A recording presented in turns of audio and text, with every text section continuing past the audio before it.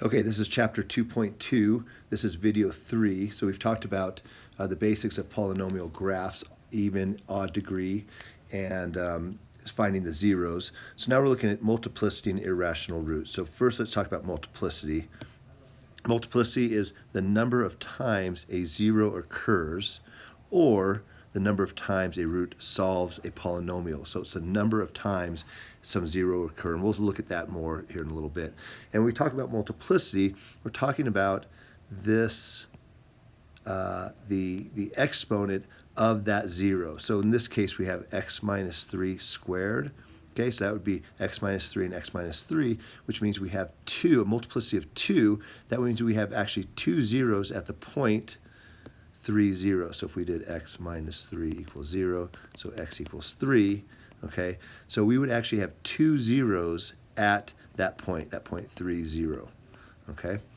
So if the multiplicity is odd, and that means that the graph will cross the x-axis at that 0. So it will actually cross the x-axis. Whereas if the multiplicity is even, the graph will not cross the x-axis, but rather it will touch the x-axis or be tangent to the x-axis.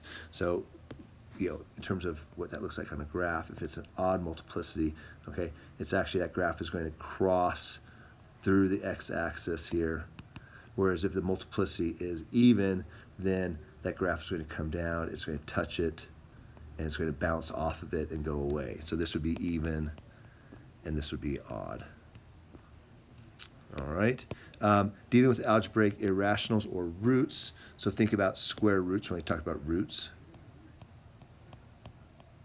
Square roots. And the key thing to know about irrationals or roots is that they always come in pairs. So always come in pairs.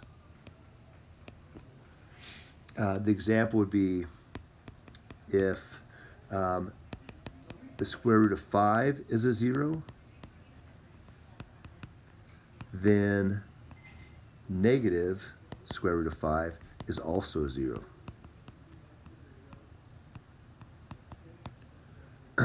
Another example would be if we had 2 minus the square root of 5, if that is a root, then 2 plus the square root of 5 is also root. Okay? So again, dealing with algebraic irrationals, they always come in pairs. And we'll look at that with some of these problems. Let's look at this first problem very quickly. Find the real zeros of p of x, x to the 5th power, 2x to the 4th, x cubed.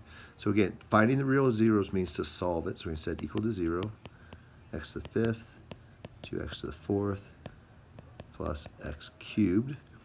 I'm going to factor out that x cubed. That leaves me with x squared plus 2x plus 1, x cubed. Factor x squared plus 2x plus 1, that is x plus 1 squared. So you're going to have to know your factoring and understand how, when we look at like a polynomial like this, how we can factor that down. All right, so this tells us that we have x equals 0, because just as a side here, x cubed equals 0, so x equals 0.